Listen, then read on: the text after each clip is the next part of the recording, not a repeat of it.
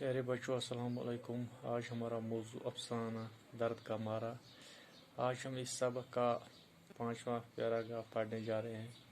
प्यारे बच्चों, दरअसल अफसाने की इब्तिदा में लड़की को दुकान के सामने तीसरी बार गुजरते देखकर समझू के होंठों पर मुस्कुराहट का फैल जाना, फिर इस मुस्कुराहट का एक उदास सी कैफियत में तब्दील हो जाना के लिए इसके दिल में यानी समझूत के दिल में लड़की के लिए जज्बे का पैदा होना।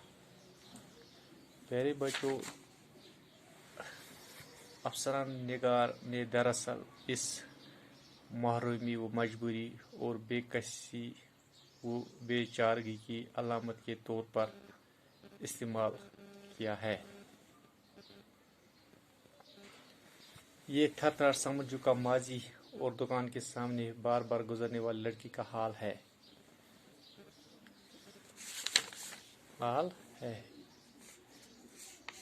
समझू ने उठकर दुकान के अंदर अखरोट की मुनकस पताई पर रखे हुए चीते के बच्चे के पेट पर प्यार से हाथ फेरा, फिर शीशे की बनी हुई इन आंखों की तरफ देखा जो उसने निहायत फनकारी के साथ इसके चेहरे में फिट की थी।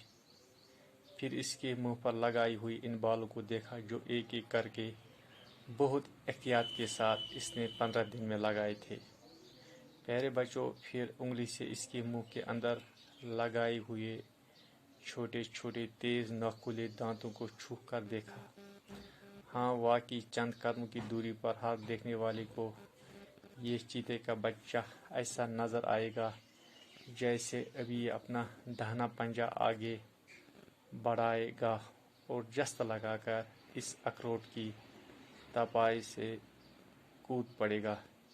प्यारे बच्चों, मुझे पूरा भरोसा है कि आपको ये समझ आया होगा। बाकी वसलाम।